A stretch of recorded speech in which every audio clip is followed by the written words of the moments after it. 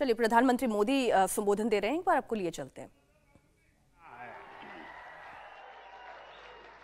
तेलंगाना भी कह रहा है तीसरी बार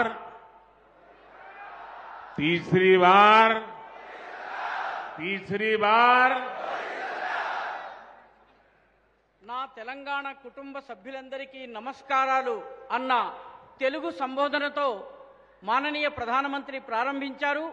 నేడు దేశంలో 2024 లోకసభ ఎన్నికల యొక్క రణశంఖం మోగబోతోందని టీవీ ఛానళ్లు ఇప్పుడే చెప్పాయి.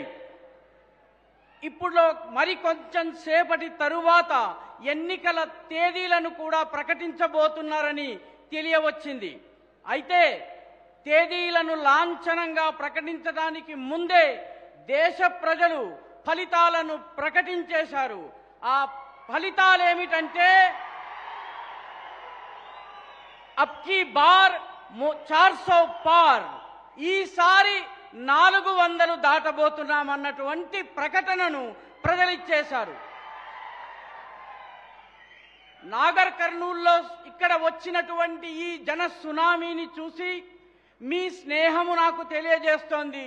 తెలంగాణ కూడా ఇదే ప్రకటన చేయబోతోంది.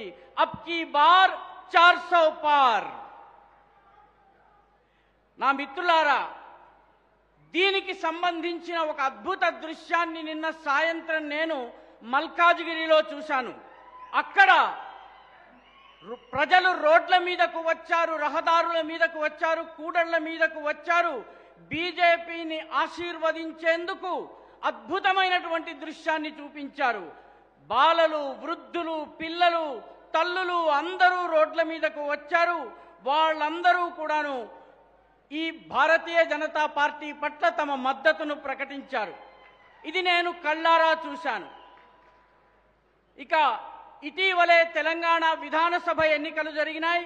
అందులో ఈ ప్రజల యొక్క గుండెల్లో, హృదయాల్లో